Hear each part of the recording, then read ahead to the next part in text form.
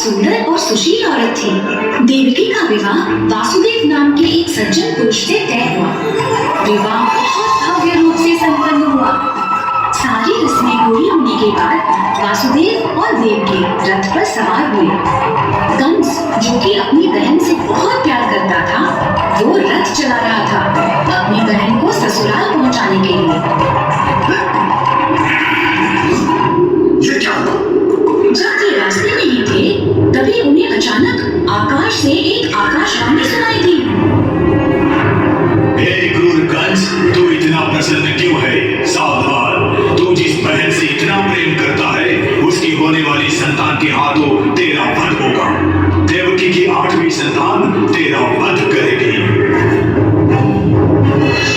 ये सुनकर कंस बहुत क्रोधित हुआ।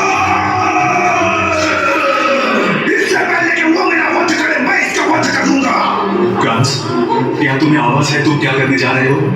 ये उचित नहीं है कि अपनी बहन के विवाह के दिन तुम उसका वध कर दो। यदि देवकी को जीवन दान दो तो मैं वचन देता हूँ कि अपनी जन्मी से बच्चों को तुम्हें सौंप दूंगा। कृपया मुझे विश्वास करें। मैं जीवन दान दूंगा, परंतु तुम्हें अपने वचन पर अटल रहना होगा। उसने सभी को आदेश दिया कि सभी वापस मथुरा चलो।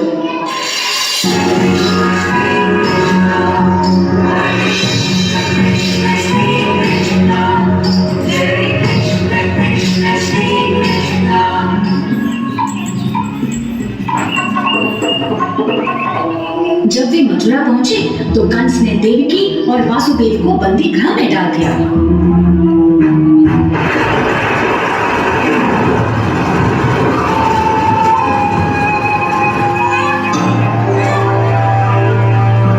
एक दिन जब कंस अपने कक्ष में बैठा था तो उसे समाचार मिला कि देवकी ने एक संतान को जन्म दिया है। तब वो तुरंत बंदी गृह की ओर रवाना हो गया। देवकी, ये बच्चा मुझे दो। कंस ने देवकी से बच्चे को छीन लिया और उसके पैर को पकड़कर जमीन पर जोर से पकड़ दिया और उसे चीर से मार दिया और फिर अपने महल की ओर चल पड़ा। उसी प्रकार कंस ने 5 बच्चों को मार डाला। कुछ समय पश्चात जब देवकी 7वीं बार गर्भवती हुई तो उस समय उस संतान के भाग्य में पूर्व के 6 बच्चों जैसा दुर्भाग्य नहीं था। वो 7वीं संतान दिव्य शक्ति से रोहिणी के पास ले जाई गई, जो वासुदेव की दूसरी पत्नी गोकुल में रहती थी। बाद में वो बच्चा बलराम के नाम से जाना गया। महाराज देवकी का मरा हुआ बच्चा पैदा हुआ।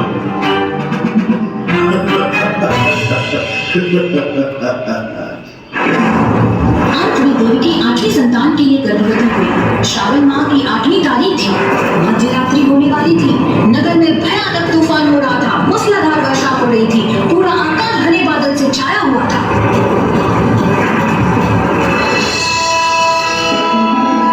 मध्य रात्रि होते ही देवकी ने एक बालक शिशु को जन्म दिया। तभी अचानक भगवान विष्णु उनके समक्ष प्रकट हुए और बोले, देवकी, वासुदेव, तुम्हारी इच्छा अवश्य पूर्ण होगी। मैंने तुम्हारे शिशु के रूप में अवतार लिया है। वासुदेव, तुम इस बच्चे को यहाँ से गोकुल ले जाओ और वहाँ नंदगोपाल के यहाँ जन्मे बच्चे से बदल लो। ऐसा कहकर भगवान विष्णु गायब हो गए। ईश्वर से प्रार्थना करने लगे कि इस बच्चे को राक्षस कंस से बचा ले।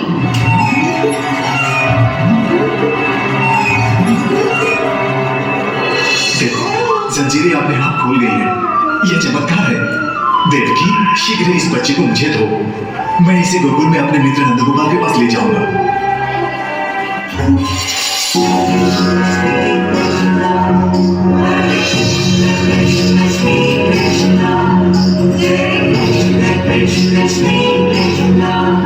सावधानी से बच्चे से भरी टोकरी को अपने सर पर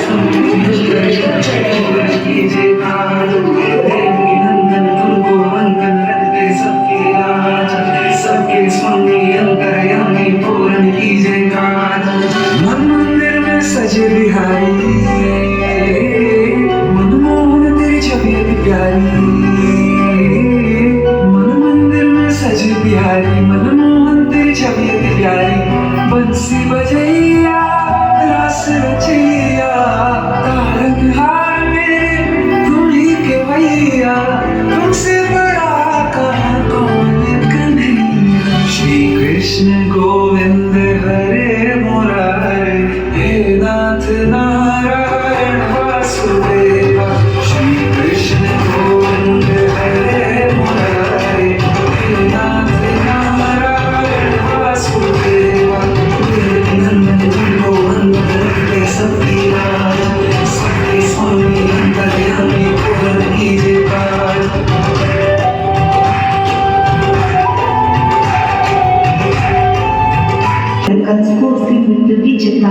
और अंतर्धान हो गई।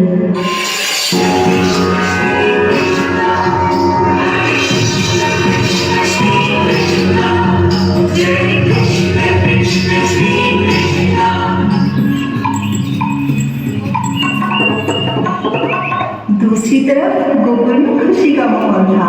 सभी लोग कृष्ण जन्म की खुशियां मना रहे थे।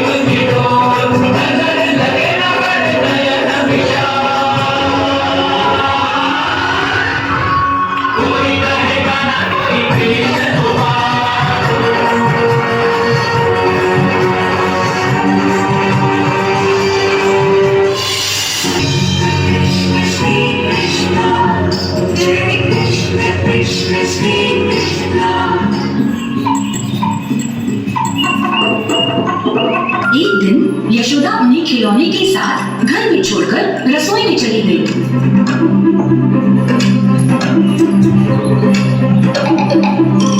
उन्होंने देखा कि बाहरी दरवाजा खुला हुआ है। धीरे से दरवाजे को खिसककर होते हुए सीधा वाटिका में चले गए और मिट्टी से खेलने लगे।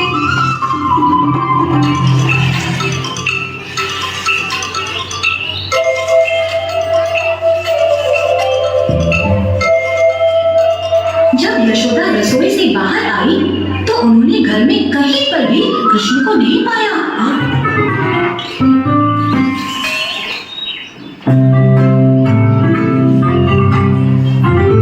कृष्ण, हे नटखट बालक, तुम कहाँ हो? यशोदा की आवाज सुनते ही उन्होंने जल्दी से अपने मुंह में कुछ डाला और धीरे से उनके पास चले गए। तुम्हारे मुंह में क्या है? उन्होंने यशोदा की ओर देखा और मुस्कुराकर इधर उधर सर हिलाया। तुम अभी अपना मुंह खोलो।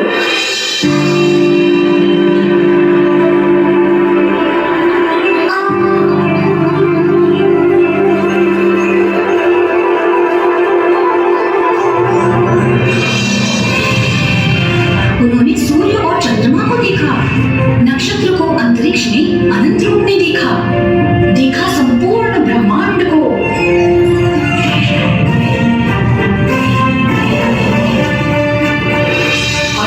कृष्ण ने अपने छोटे से मुंह को बंद कर दिया। यशोदा भय और आश्चर्य से अचंभित थी और अपने आप से कह रही थी, मैं सपना तो नहीं देख रही, मेरी आंखें खुली हैं और जो कुछ मेरे सामने हो रहा है ये दृश्य अवश्य ही मेरे बेटे की दिव्य शक्ति के कारण ही है। माता यशोदा इस संपूर्ण घटना को भूल गई। उन्होंने अपने प्राकृतिक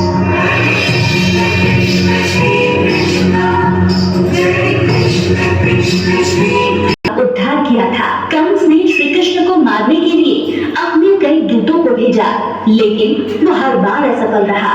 लेकिन कंस ने हार नहीं मानी और भगवान कृष्ण को मारने के लिए अपनी भोली बहन पूतना की सहायता ली। पूतना भेष बदलने में बेहद माहिर थी। पूतना, हमें तुम्हारी सहायता की आवश्यकता है। आज्ञा दे भ्राताश्री।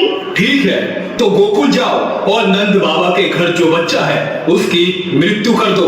आपने एक बालक के वध के लिए मुझे यहाँ बुलाया है। मेरी बहन, वो कोई ऐसा वैसा बालक नहीं है, उसने मेरे कई दूतों को मार डाला।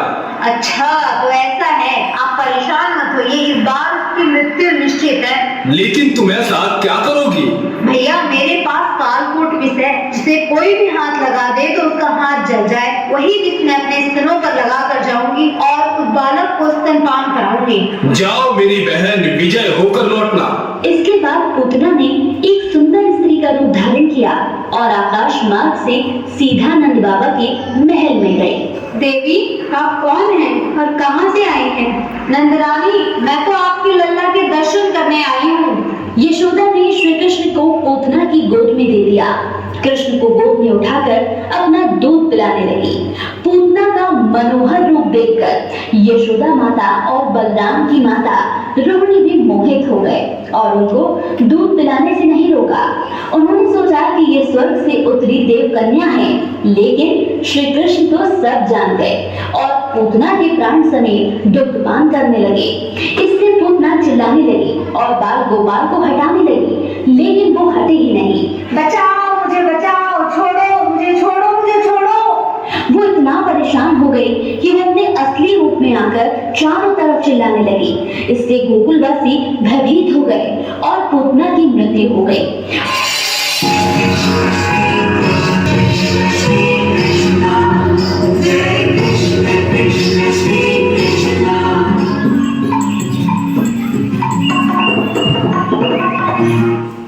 कृष्ण जी ग्वालियर में उन्होंने अपना पूरा जीवन गाय, जंगल, परिवार तथा मित्रों के बीच गुजारा।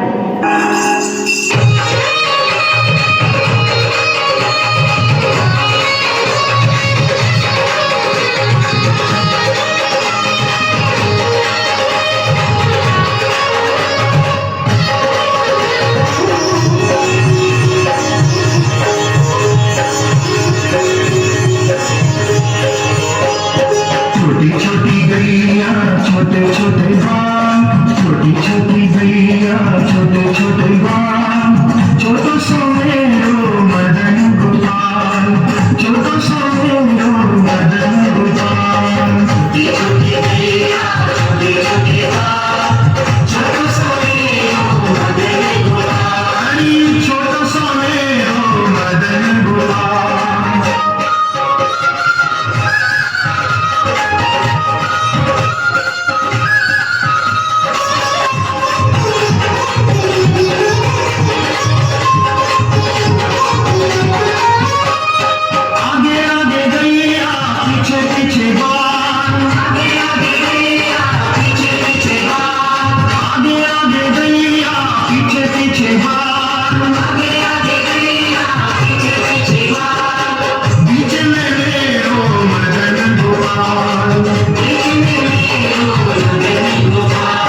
छोटी छोटी गैया छोटे छोटे बाल, छोटी छोटी गैया छोटे छोटे बाल, छोटो सो मेरो मदन गोपाल, छोटो सो मेरो मदन गोपाल।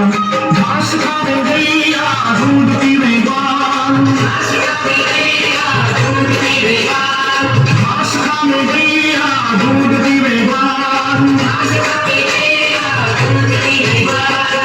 माखन खावे मेरो मदन गोपाल, माखन खावे मेरो मदन गोपाल। छोटी छोटी गैया छोटे छोटे बाल, छोटी छोटी गैया छोटे छोटे बाल, छोटो सो मेरो मदन गोपाल, छोटो सो मेरो मदन गोपाल। छोटी छोटी गैया छोटे छोटे बाल, छोटी छोटी गैया छोटे छोटे बाल, छोटो सो मेरो मदन गोपाल।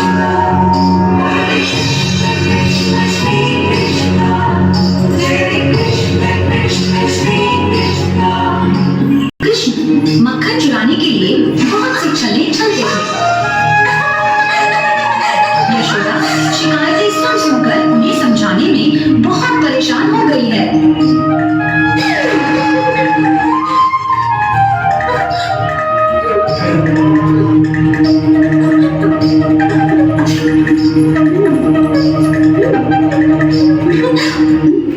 यशोदा, कृष्ण ने मेरे घर से मक्खन चुराया है। देखो माँ, मैं कितना छोटा हूँ, मक्खन का बर्तन कितनी ऊंचाई पर है, मैं वहां तक कैसे पहुंचूंगा? कृष्ण, तुम दिन ब दिन बहुत नटखट होते जा रहे हो, मुझे तुम्हें दंड देना होगा। वो एक रस्सी का टुकड़ा लेकर आई और कृष्ण को उससे बांधने की कोशिश की।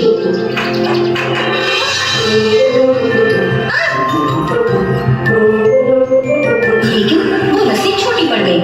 तब वो एक दूसरी रस्सी लाई और उसे इस रस्सी से बांधकर छोड़ दी। फिर भी रस्सी लंबी नहीं हुई। उन्हें लगा कि रस्सी अभी भी 2 उंगली छोटी है बांधने के लिए। कृष्ण ने जब देखा कि उनकी माँ नैराश्य और हताश हो गई है, तो उन्होंने यशोदा से अपने आप को बंधवा लिया। कृष्ण को डंडे से बांधकर वो घर के अंदर काम काज करने चली गई।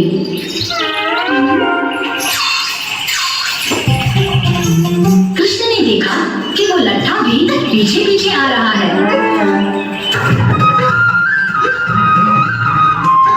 वो धीरे धीरे घर से बाहर आए तो उन्होंने 2 पेड़ के जोड़े को देखा। दोनों के बीच में थोड़ी सी जगह थी। उन्होंने तुरंत लट्ठे से मुक्त होने के लिए एक योजना बनाई। फिर अपने आप में सोचा, यदि दोनों पेड़ों के बीच से निकल जाऊं, फिर छोटी सी जगह से ये लगान नहीं निकल पाएगा। और तब मैं अपनी पूरी शक्ति लगाकर उस लट्ठे को खींचूंगा। तब रस्सी टूट जाएगी और मैं अपने आप मुक्त हो जाऊंगा। उन्होंने लट्ठे को खींचा, लेकिन जैसी आशा की थी वो रस्सी नहीं टूटी। उन्होंने फिर पूरी शक्ति लगाकर कोशिश की, लेकिन रस्सी टूटने की बजाय वो दोनों पेड़ की भारी आवाज के साथ घूम कर गिर गए। एक चमत्कार हुआ। 2 आत्माएं पेड़ से बाहर आईं। हम दोनों कुबेर के संतानें हैं। हमारी त्रुटियों के कारण नारद मुनि ने हमें श्राप दे दिया था और हम पेड़ बन गए थे। उन्होंने कहा था कि कृष्ण के छूने से तुम श्राप मुक्त हो जाओगे। ऐसा कहकर वो दोनों कृष्ण के पैरों में गिर गए और मुक्त हो गए।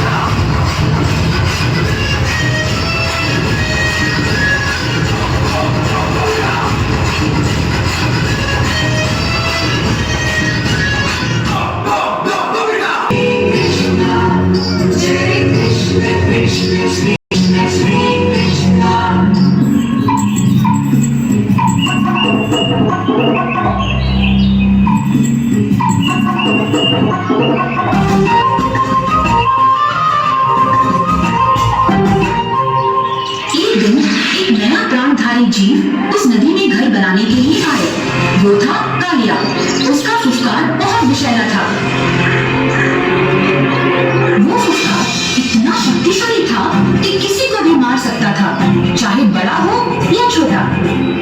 जैसे ही दैत्य कालिया नदी में अपना घर बनाया, उसने पानी को इतना विषैला कर दिया कि नदी में रहने वाले सभी प्राणी मरने लगे। अगले दिन कृष्ण अपने साथियों के साथ यमुना नदी के किनारे गाय चराने गए। वे बहुत देर तक वहां खेलते कूदते रहे। जब लड़के प्यासे हो गए तो नदी में पानी पीने के लिए नीचे उतरे। कृष्ण ने नदी में देखा तो नदी के पानी काला हो गया था, सांप के विष के कारण। कृष्ण ने नदी को शुद्ध करना चाहा उस काले दैत्य पर से। यह बात सारे गांव में फैल गई। सभी लोग यमुना नदी पर पहुंचे। वहां कृष्ण और कालिया के बीच युद्ध हो रहा था। यह देख यशोदा बेहोश हो गई।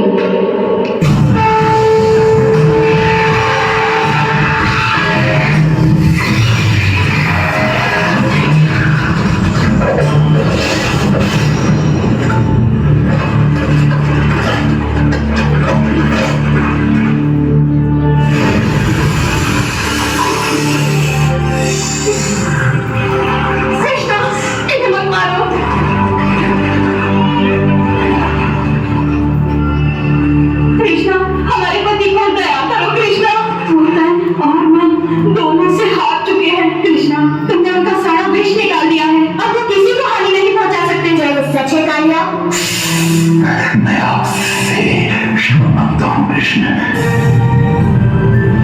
ठीक है, मैं तुम्हें क्षमा करता हूँ कालिया, किंतु वचन दो कि तुम सागर में चले जाओगे और दोबारा कभी वृंदावन नहीं लौटोगे। किंतु कृष्णा, विष के बिना तो असहाय है। ये संकट में हमारी रक्षा कैसे करेंगे? कृष्णा, हमें अपने अली के जीवन की चिंता हो रही है। इन्होंने शक्तिशाली गरुड़ का क्रोध भड़का दिया है। गरुड़ इसे कोई हानि नहीं पहुंचाएंगे जब वो इसकी सेवा मेरे बच्चों में देखेंगे।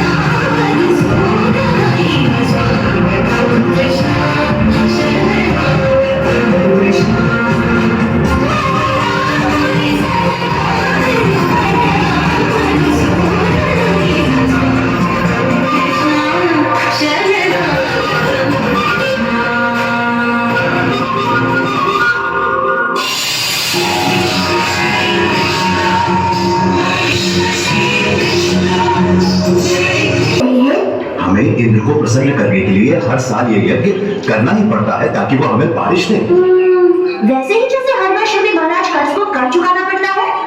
अरे नहीं बच्चों, इंद्रदेव बुरे नहीं हैं, वो तो बारिश के देवता है।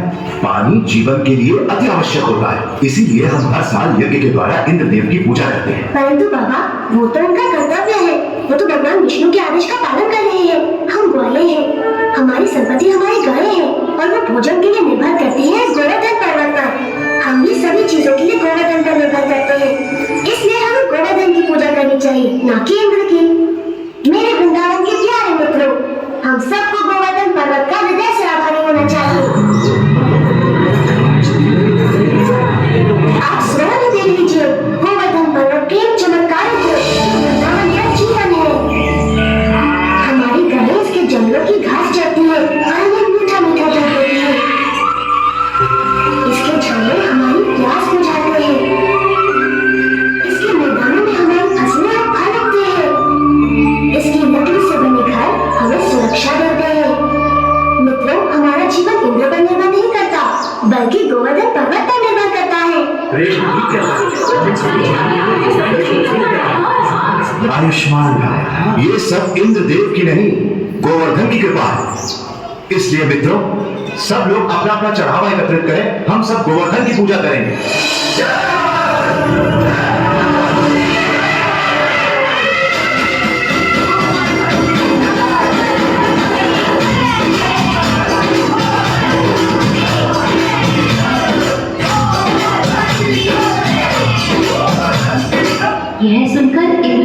क्रोधित हो गए तथा उन्होंने अपना प्रकोप पूरे गोकुल में फैला दिया। पूरा गोकुलधाम पानी में डूब गया। तभी कृष्ण ने अपनी छोटी उंगली पर पर्वत को उठाकर पूरे गोकुलवासियों को बचाया। साथ में सभी गोकुलवासियों ने भी लक्कड़ के साथ उस पर्वत को उठाए रखा।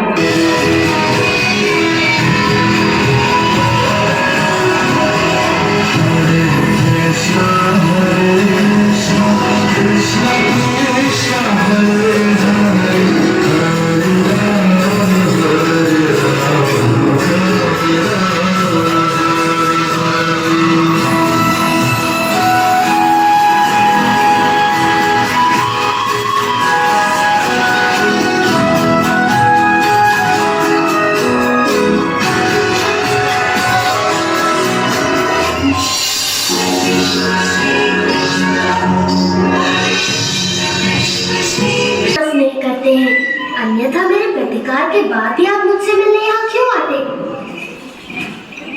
कृष्ण, प्रतिकार तो मैंने किया है आपका।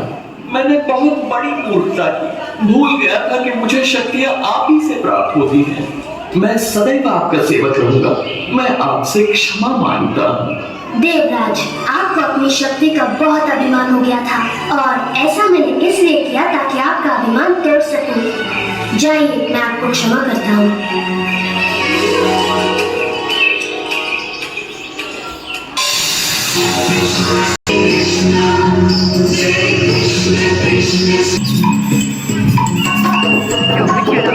मुस्कान में अपनी बांसुरी से संक्रमण हो गया था और कृष्ण भी सभी को अपनी बांसुरी की धुन पर नाच करवाते थे।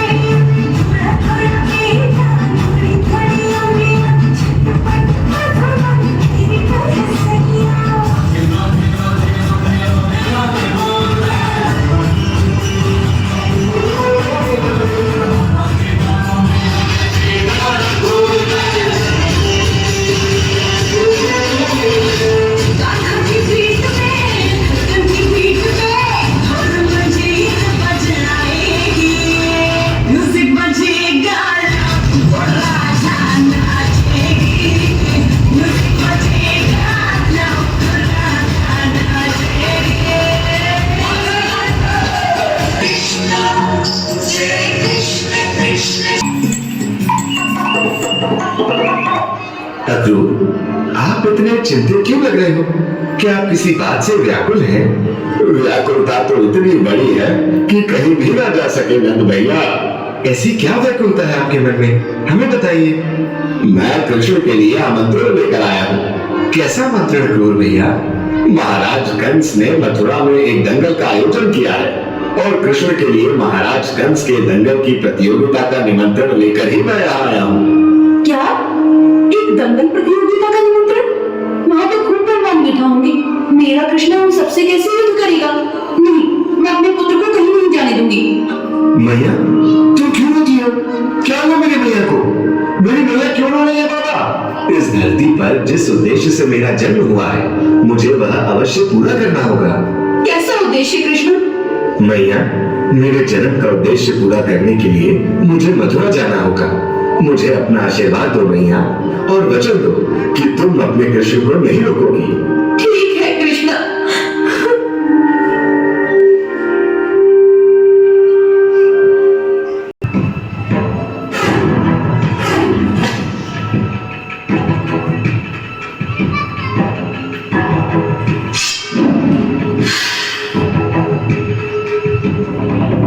कंस, हम तुम्हें आखिरी अवसर देते हैं। तुम अपने पापों की क्षमा याचना कर हमारी शरण में आ जाओ। तुम्हारी शरण में?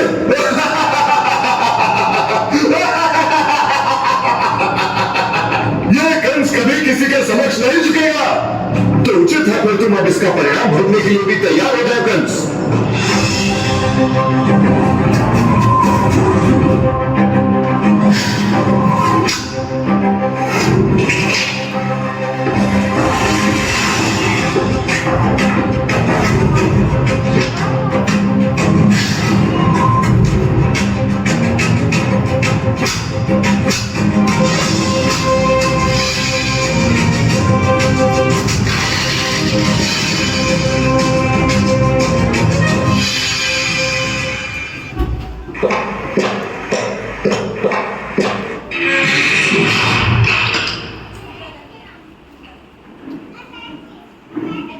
तो इस प्रकार श्री कृष्ण ने कंस को उसके अत्याचारों से मुक्त कराया।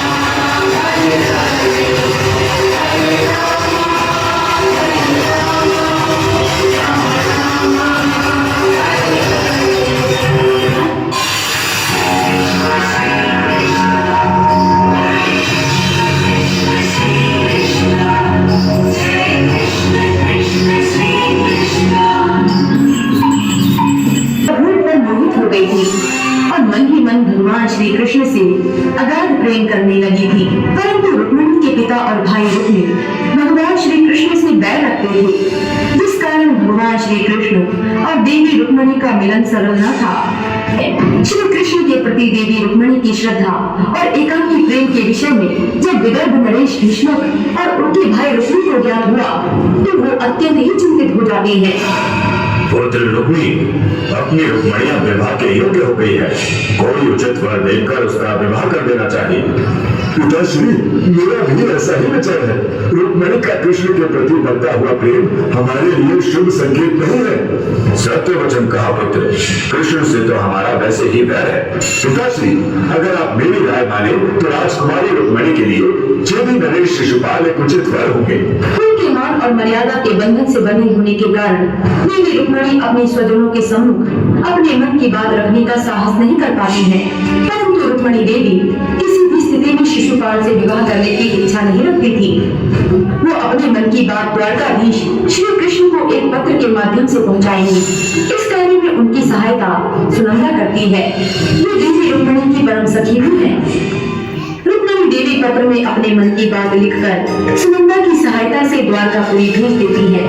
जब द्वारकाधीश को ये बात पता चली कि विदर्भ की राजकुमारी उनसे अगाध प्रेम करती है तो वो अविलंब अपनी याद का द्वारकाधीश श्री कृष्ण ने हरण कर लिया है। प्रिय दर्शकों, रुक्मिणी को जब ये ज्ञात हुआ कि श्री कृष्ण ने देवी रुक्मिणी का हरण कर लिया है तो वो हर राज्य आ चुके थे, जिस कारण युवराज रुक्मी अपमानित हो जाता है और अपने अपमान का बदला लेने के लिए अपनी सेना के साथ भगवान श्री कृष्ण से युद्ध के लिए निकल पड़ता है और श्री कृष्ण के रथ का पीछा कर उनके समीप पहुंच जाता है। ये सब देखकर श्री कृष्ण अपने रथ को सारथी से रोकने के लिए कहते हैं। चलिए कृष्ण, तेरे इतने साहस कि तूने मेरी बहन का हरण कर लिया। तेरे इस अपराध का दंड केवल मृत्यु है। भ्राता रुक्मी, शांत हो जा। अब हम एक दूसरे के संबंधी हो गए हैं। भ्राता रुक्मी, शिशुपाल की पत्नी का मैंने तो हरण नहीं किया है। अब बिट्टू मैं देवी रुक्मिणी की आज्ञा और आमंत्रण पर उन्हें अपने साथ द्वारका ले जाने के लिए आया। फिर यहाँ पर हरण का कोई प्रश्न ही नहीं उठता है। नहीं कृष्ण, तूने एक पराई स्त्री के हरण का पाप किया है। तुझे इस अपराध का मैं दंड अवश्य दूंगा। हे रुक्मी, मैं तो युद्ध न करने की इच्छा से आया था, परंतु अब मुझे यह संभव नहीं लग रहा है। ऐसा कहते ही रुक्मी ने अपने धनुष से एक बाण छोड़ दिया, जिसे श्री कृष्ण अपने बाण से ध्वस्त कर देते हैं। रुक्मी पुनः एक और बाण को श्री कृष्ण की ओर छोड़ता है, जिसे बड़ी ही कुशलता से श्री कृष्ण विफल कर देते हैं। तभी श्री कृष्ण अपने एक तिरछी बाण से रुक्मी के धनुष को तोड़ देते हैं। उधर देवी रुक्मिणी अपने प्रिय भाई के प्राण संकट में देखकर विचलित हो जाती है। हे नाथ, मेरे प्रिय भाई के अपराध को क्षमा करें, कृपा करके मेरे भाई को प्राण दान दें। हे प्राण प्रिय, मैं तो युद्ध करना ही नहीं चाहता था, परंतु आपके भ्राता श्री युद्ध के लिए व्याकुल हो जा रहे थे। हे देवी, मैं आपके कहने पर युवराज रुक्मी को क्षमा कर देता। इसके उपरांत श्री कृष्ण देवी रुक्मिणी के साथ द्वारकापुरी आ जाते हैं, जहाँ दोनों का विधि विधान से विवाह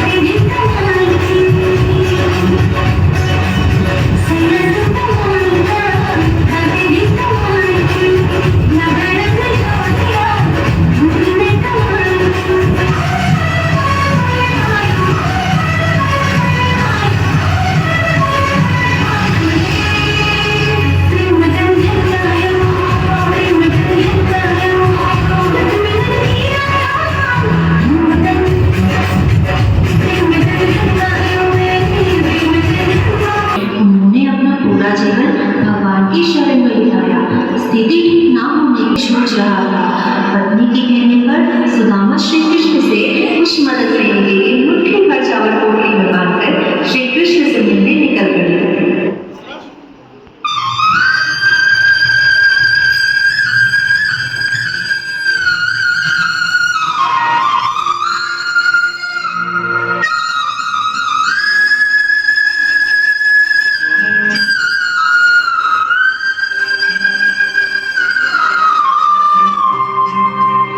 गरीबी से बुरा हाल धर्मपत्नी के बार बार कहने पर सुदामा न चाहते हुए अपने बचपन के मित्र कृष्ण से मिलने चला। द्वारकाधीश के महलों के अंदर जाने का प्रयास किया तो द्वारपालों ने रोका। किधर जाता है?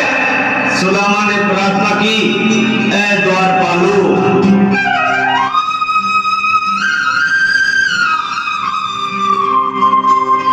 देखो देखो ये